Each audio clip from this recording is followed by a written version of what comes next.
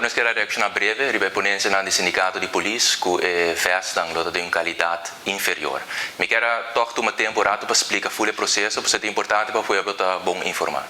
Está assim que está correto que o Ministério de Justiça aprovar e compra de festa aqui, mas a escorrência agora assim do alto mando de polícia e de alto mando de polícia agora aprovado do sindicato de polícia. E maneira boa mês por a carta aqui fecha 6 de maio de 2022 por uma nota também de firma do senhor Solognier, que é presidente do sindicato de polícia, riba qual está aprovada a escorrência do corpo policial.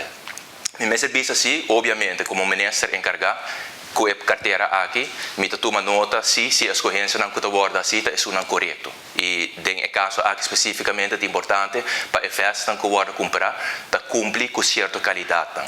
E a carta aqui, que você por de companhia que a prover a festa aqui, não está para trazer a qualidade.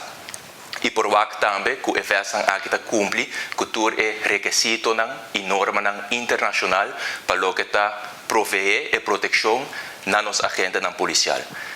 Adicional também por uma outra carta, que é uma carta de instituto independente de América, o National Institute of Justice, do qual também mostra que a festa aqui agora getest e é dizer, a festa aqui está maneira de bisa é keurmerk do instituto aqui, do qual também para trazer a garantia.